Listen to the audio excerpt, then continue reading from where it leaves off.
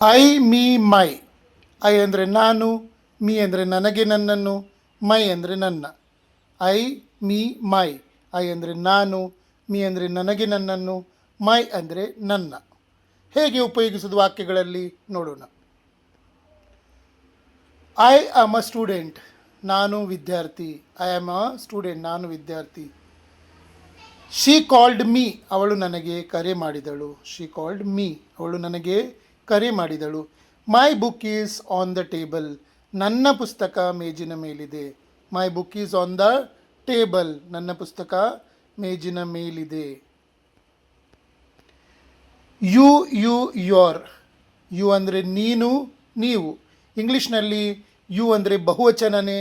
ಹಾಗಾಗಿ ಯು ಅಂದರೆ ನೀನು ಅಂತ ಶಬ್ದ ಇಂಗ್ಲೀಷ್ನಲ್ಲಿ ಇಲ್ಲ. ನೀನು ಅನ್ನೋದಿಲ್ಲ. ಯು ಅಂದರೆ ಎಲ್ರಿಗೂ ನೀವು ಅಂತಲೇ ತಿಳ್ಕೊಬೇಕು. ಬಹುವಚನದಲ್ಲಿದೆ ಇಂಗ್ಲೀಷ್. ನಾನು you is, you was, you has ಅಂತ ಎಲ್ಲೂ ನೋಡಲಿಲ್ಲ. ಯು ಜೊತೆ ಯಾವಾಗಲೂ you are, you were, you have ಈ ಥರ ಸಹಾಯಕ ಕ್ರಿಯಾಪದಗಳು ಬಂದಿರುವ ಕಾರಣ ನನಗನ್ನಿಸ್ತದೆ ಯು ಅನ್ನೋದು ಇಂಗ್ಲೀಷ್ನಲ್ಲಿ ನೀವಂತಾನೆ ಅರ್ಥ, ನೀನು ಅನ್ನೋದು ಎಲ್ಲೂ ಇಲ್ಲ.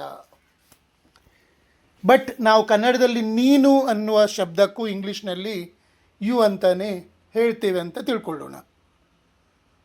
ಯು ನೀನು, ನೀವು. ಯು ನಿನಗೆ, ನಿನಗೆ, ನಿಮಗೆ, ನಿನ್ನನ್ನು, ನಿಮ್ಮನ್ನು. ಯು ಆರ್ ಅಂದರೆ ನಿನ್ನ, ನಿಮ್ಮ. ಯು ಅಂದರೆ ನೀನು, ನೀವು. ಯು ಅಂದರೆ ನಿನಗೆ, ನಿಮಗೆ, ನಿನ್ನನ್ನು, ನಿಮ್ಮನ್ನು. ಯು ಆರ್ ಅಂದರೆ ನಿನ್ನ, ನಿಮ್ಮ. You are my friend. ನೀವು ನನ್ನ ಸ್ನೇಹಿತರು. You are my friend. ನೀನು ನನ್ನ ಸ್ನೇಹಿತ ಸಹ ಆಗ್ತದೆ. I saw you yesterday. ನಾನು ನಿನ್ನನ್ನು ನಿನ್ನೆ ನೋಡಿದೆ, ಅಥವಾ ನಾನು ನಿಮ್ಮನ್ನು ನಿನ್ನೆ ನೋಡಿದೆ. Your bag is here. ನಿಮ್ಮ ಬ್ಯಾಗ್ ಇಲ್ಲಿದೆ. Your bag is here. ನಿನ್ನ ಬ್ಯಾಗ್ ಇಲ್ಲಿದೆ ಸಹ ಹೇಳ್ಬೋದು. ಕನ್ನಡದಲ್ಲಿ ಈ ಥರ ಇರುವ ಕಾರಣ ನಾವು ಹೇಳ್ತೇವೆ. ಮೂರನೇದು ದೇ, ದೆಮ್, ದೇಯರ್. ದೇ ಅಂದರೆ ಅವರು, ಅವುಗಳು. They, them, there. ದೇ ಅಂದರೆ ಅವರು, ಅವುಗಳು. ಪ್ರಾಣಿಗಳು, ವಸ್ತುಗಳಿಗೆ ಅವುಗಳು ಅಂತೇವೆ. ದೆಮ್ ಅಂದರೆ ಅವರಿಗೆ, ಅವರನ್ನು, ಅವುಗಳನ್ನು. ದೆಮ್ ಅಂದರೆ ಅವರಿಗೆ, ಅವರನ್ನು, ಅವುಗಳನ್ನು. ದೇರ್ ಅಂದರೆ ಅವರ, ಅವುಗಳ. ದೇರ್ ಅಂದರೆ ಅವರ, ಅವುಗಳ. ವಾಕ್ಯ ರೂಪದಲ್ಲಿ ನೋಡೋಣ. They are playing cricket. ಅವರು ಕ್ರಿಕೆಟ್ ಆಡುತ್ತಿದ್ದಾರೆ. They are playing cricket. ಅವರು ಕ್ರಿಕೆಟ್ ಆಡುತ್ತಿದ್ದಾರೆ. I know them. ನಾನು ಅವರನ್ನು ಬಲ್ಲೆ. I know them. ನಾನು ಅವರನ್ನು ಬಲ್ಲೆ. Their house is big. ಅವರ ಮನೆ ದೊಡ್ಡದು. Their house is big. ಅವರ ಮನೆ ದೊಡ್ಡದು. V, us, hour. ವಿ ಅಂದರೆ ನಾವು, ಅಸ್ ಅಂದರೆ ನಮಗೆ, ನಮ್ಮನ್ನು, ಅವರ್ ಅಂದರೆ ನಮ್ಮ. ವಿ ಅಂದರೆ ನಾವು, ಅಸ್ ಅಂದರೆ ನಮಗೆ, ನಮ್ಮನ್ನು, ಅವರ್ ಅಂದರೆ ನಮ್ಮ. We are ready. ನಾವು ಸಿದ್ಧರಾಗಿದ್ದೇವೆ. We are ready. ನಾವು ಸಿದ್ಧರಾಗಿದ್ದೇವೆ. Teacher called as. ಶಿಕ್ಷಕರು ನಮ್ಮನ್ನು ಕರೆದರು. Teacher called as. ಶಿಕ್ಷಕರು ನಮ್ಮನ್ನು ಕರೆದರು. Our school is famous. ನಮ್ಮ ಶಾಲೆ ಪ್ರಸಿದ್ಧವಾಗಿದೆ. Our school is famous. ನಮ್ಮ ಶಾಲೆ ಪ್ರಸಿದ್ಧವಾಗಿದೆ. ಹಿ, ಹಿಮ್, ಹಿಸ್. ಹಿ ಅಂದರೆ ಅವನು, ಇವನು. ಹಿಮ್ ಅಂದರೆ ಅವನಿಗೆ, ಅವನನ್ನು, ಇವನಿಗೆ, ಇವನನ್ನು. ಹಿಸ್ ಅಂದರೆ ಅವನ, ಇವನ. He is my brother. ಅವನು ನನ್ನ ಅಣ್ಣ. ತಮ್ಮ ಸಹ ಹೇಳ್ಬೋದು. ಯಂಗರ್ ಬ್ರದರ್, ಎಲ್ಡರ್ ಬ್ರದರ್ ಏನು ಕೊಟ್ಟಿಲ್ಲ ಇಲ್ಲಿ. ಬ್ರದರ್ ಅಂದರೆ ಅಣ್ಣ ಅಥವಾ ತಮ್ಮ. He is my brother. ಅವನು ನನ್ನ ಅಣ್ಣ ಅಥವಾ ತಮ್ಮ. I helped him. ನಾನು ಅವನಿಗೆ ಸಹಾಯ ಮಾಡಿದೆ. I helped him. ನಾನು ಅವನಿಗೆ ಸಹಾಯ ಮಾಡಿದೆ. His bike is new. ಅವನ ಬೈಕ್ ಹೊಸದು. His bike is new. ಅವನ ಬೈಕ್ ಹೊಸದು. She, Har, Har. ಶಿ ಅಂದರೆ ಅವಳು, ಇವಳು. ಹರ್ ಅಂದರೆ ಅವಳಿಗೆ, ಅವಳನ್ನು. ಹರ್ ಅಂದರೆ ಅವಳ, ಇವಳ. ಇದು ಹರ್ ಎಲ್ಲಿ ಬರ್ತದೆ ಅದರ ಮೇಲೆ ಅರ್ಥ ಆಗ್ತದೆ. ಅವಳಿಗೆ ಅನ್ನೋದು ಅಥವಾ ಹರ್ ಅಂದರೆ ಅವಳ ಅಂತ ಆಗ್ತದೋ ಏನಂತ ಶಬ್ದಗಳ ರೂಪದಲ್ಲಿ ಮುಂದೆ ಬರುವ ಶಬ್ದ, ಹಿಂದೆ ಬರುವ ಶಬ್ದದ ಮೇಲೆ ನಿಮಗೆ ಇದು ಗೊತ್ತಾಗ್ತದೆ. ಈಗ ವಾಕ್ಯಗಳಲ್ಲಿ ನೋಡಿ ಕಲಿಸ್ತೇನೆ. She is singing. ಅವಳು ಹಾಡುತ್ತಿದ್ದಾಳೆ. She is singing. ಅವಳು ಹಾಡುತ್ತಿದ್ದಾಳೆ. I met her today. I met her today. ನಾನು ಅವಳನ್ನು ಇಂದು ಭೇಟಿ ಮಾಡಿದೆ. I met her today. ನಾನು ಅವಳನ್ನು ಇಂದು ಭೇಟಿ ಮಾಡಿದೆ. Her dress is beautiful. Her dress is beautiful. ಅವಳ ಉಡುಗೆ ಚೆನ್ನಾಗಿದೆ. Her dress is beautiful.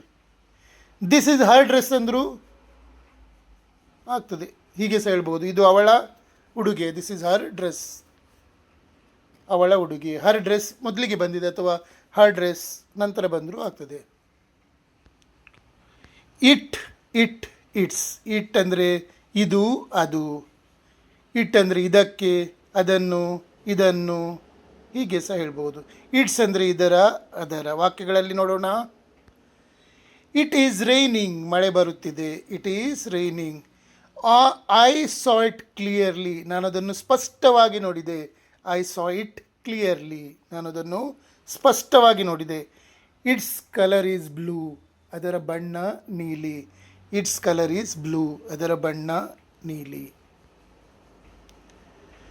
ಯಾರಿಗಾದರೂ ನನ್ನ 3 ತಿಂಗಳ ಕಂಪ್ಲೀಟ್ ಸ್ಪೋಕನ್ ಇಂಗ್ಲೀಷ್ ಕೋರ್ಸನ್ನು ವಿಡಿಯೋಗಳ ಮೂಲಕ ನಿಮ್ಮ ವಾಟ್ಸಪ್ ನಂಬರಲ್ಲಿ ಕಲಿಬೇಕಂತ ಇದ್ದರೆ ನನಗೆ ಹಿಂದೆ ಕಾಂಟ್ಯಾಕ್ಟ್ ಮಾಡಿ. ನನ್ನ ನಂಬರಿಗೆ ₹599 UPI ಮೂಲಕ, ಫೋನ್ಪೇ, ಗೂಗಲ್ ಪೇ ಮೂಲಕ ಕಳಿಸಿದರೆ ನಾನು 3 ತಿಂಗಳ ಕೋರ್ಸನ್ನು ನಿಮಗೆ ದಿನಕ್ಕೆ ಒಂದು ವಿಡಿಯೋದಂತೆ ಕಳಿಸ್ತೇನೆ. ವಿತ್ ಇನ್ಸ್ಟ್ರಕ್ಷನ್ಸ್ ಕಳಿಸ್ತೇನೆ. 3 ಸಲ ಟೆಸ್ಟ್ ಸಹ ತಗೊಳ್ತೇನೆ 3 ತಿಂಗಳಲ್ಲಿ. ನೀವು ಈ ಕೋರ್ಸ್ ಕಂಪ್ಲೀಟ್ ಮಾಡಿದರೆ 3 ತಿಂಗಳದ್ದು ನಿಮಗೆ ಇಂಗ್ಲೀಷ್ ಮಾತಾಡಲಿಕ್ಕೆ ಬರ್ತದೆ. ಇಂಗ್ಲೀಷ್ನ ಗ್ರಾಮರ್ ಎಲ್ಲ ಅರ್ಥ ಆಗಿ ನೋಡಿ. ಇಂಗ್ಲೀಷ್ ಮಾತಾಡಲಿಕ್ಕೆ ಬರ್ತದೆ ಬರುವುದಿಲ್ಲ ಅನ್ನೋ ಪ್ರಶ್ನೆ ಅಲ್ಲ. ಇಂಗ್ಲೀಷ್ ಮಾತಾಡಲಿಕ್ಕೆ ನಿಮಗೆ ಧೈರ್ಯ ಉಂಟಾ ಇಲ್ವೋ ಅಷ್ಟೇ. ಇಂಗ್ಲೀಷ್ ಮಾತಾಡಲಿಕ್ಕೆ ಧೈರ್ಯ ಇದ್ದವರು ಏನು ಇಂಗ್ಲೀಷ್ ಬರದಿದ್ದರೂ ಚೆನ್ನಾಗಿ ಮಾತಾಡ್ತಾರೆ. ಧೈರ್ಯ ಇಲ್ಲದವರು ಎಷ್ಟು ಗೊತ್ತಿದ್ರೂ ಮಾತಾಡೋದೇ ಇಲ್ಲ. ಎಲ್ಲ ಗೊತ್ತಿದೆ ಅವರಿಗೆ, ತುಂಬ ಗೊತ್ತಿದೆ. ಯಾರು ಮಾತಾಡ್ತಾರೋ ಅವ್ರಿಗಿಂತ ಚೆನ್ನಾಗಿ ಗೊತ್ತಿದೆ, ಗ್ರಾಮರ್ ಎಲ್ಲ ಗೊತ್ತಿದೆ. ನೋಡಿ, ನಾನು ಒಂದು ವಿಷಯ ಹೇಳ್ತೇನೆ ನಿಮಗೆ. 5ನೇ ಕ್ಲಾಸ್ ನಂತರ ಯಾವ ಮೀಡಿಯಮಲ್ಲಿ ಓದಿದ್ರು 10ನೇ ಕ್ಲಾಸ್ ತನಕ ಒಂದು ಸಬ್ಜೆಕ್ಟ್ ಆದರೂ ಇಂಗ್ಲೀಷ್ ಇದ್ದೇ ಇರ್ತದೆ. ಇಂಗ್ಲೀಷ್ ಇದೆ ಅಲ್ವಾ? 5ರಿಂದ 10 ಅಂದರೆ ಮಿನಿಮಮ್ 5-6 ವರ್ಷ ಇಂಗ್ಲೀಷ್ ಕಲಿತೀರಿ.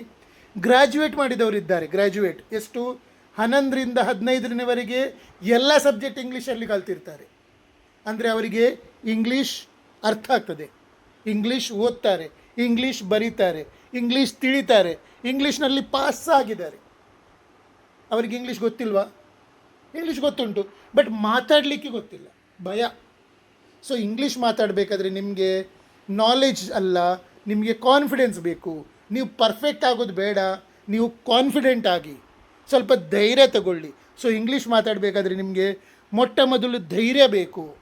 ನಾನು ಏನು ವಾಕ್ಯ ಮಾಡ್ತೇನೋ ಅದು ಸರಿಯಾ ತಪ್ಪಂತ ತಿಳಿಬೇಕು. ಅದನ್ನು ನಾನು ತಿಳಿಸುವ ಕೆಲಸ ಮಾಡ್ತೇನೆ.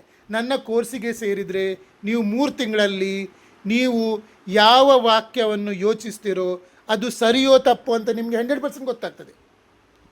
ಆ 100% ಗೊತ್ತಾದ ಮೇಲೆ ನಿಮಗೆ ನೀವು ಯೋಚಿಸಿದ ವಾಕ್ಯ ಸರಿ ಅಂತ ಗೊತ್ತಾದ ಮೇಲೆ ನೀವು ಇಂಗ್ಲೀಷ್ ಮಾತಾಡಲೇಬೇಕು ಅಲ್ವಾ? ಅದನ್ನೇ ನಾನು ಮಾಡ್ತೇನೆ. ಸೊ ಇವತ್ತೇ ಸೇರಿ 3 ತಿಂಗಳ ಕೋರ್ಸ್ ಮಾಡಿ ನಾನು ಅಷ್ಟು ಧೈರ್ಯವನ್ನು ತುಂಬ್ತೇನೆ ನಿಮ್ಮಲ್ಲಿ. ನೀವು ಏನು ಯೋಚಿಸ್ತೀರೋ ಅದು ಸರಿಯೋ ತಪ್ಪು ಅಂತ ನಿಮಗೆ ನಿಮ್ಮ ತಲೆಯಲ್ಲೇ ನೀವು ಯೋಚಿಸುವ ಹಾಗೆ ಮಾಡಿಕೊಡ್ತೇನೆ. ಆ ನಂತರ ನಿಮಗೆ ಧೈರ್ಯ ಬರ್ತದೆ. ಆ ಧೈರ್ಯದಿಂದ ನೀವು ಇಂಗ್ಲೀಷ್ ಮಾತಾಡ್ತೀರಿ. ನನಗೆ ಗೊತ್ತುಂಟು 3ನೇ ಕ್ಲಾಸ್ 4ನೇ ಕ್ಲಾಸ್ ಓದಿದವರು ಅಂದರೆ ಇಂಗ್ಲೀಷ್ ಗೊತ್ತಿಲ್ಲದವರು ಚೆನ್ನಾಗಿ ಮಾತಾಡುವಂಥ ಜನರಿದ್ದಾರೆ. ಸೊ ನೀವು ಗ್ರ್ಯಾಜುಯೇಟ್ ಮಾಡಿ ನಿಮಗೆ ಇಂಗ್ಲೀಷ್ ಮಾತಾಡಲಿಕ್ಕೆ ಬರುವುದಿಲ್ಲ. ಕಾರಣ ಕೇಳಿ, ಕಾರಣ ಹುಡುಕಿ. ನಾನು ನಿಮಗೆ ನನ್ನ ಕೋರ್ಸಿಗೆ ಸೇರಿದರೆ 3 ತಿಂಗಳಲ್ಲಿ ನಾನು ನಿಮಗೆ 100% ನೀವು ಏನು ಯೋಚಿಸ್ತೀರೋ ಅದು ಸರಿಯೋ ತಪ್ಪು ಅಂತ ನೀವೇ ಡಿಸೈಡ್ ಮಾಡುವ ಹಾಗೆ ಮಾಡಿಕೊಡ್ತೇನೆ. ಆನಂತರ ನೀವು ಧೈರ್ಯ ತಗೊಂಡು ಮಾತಾಡಿ.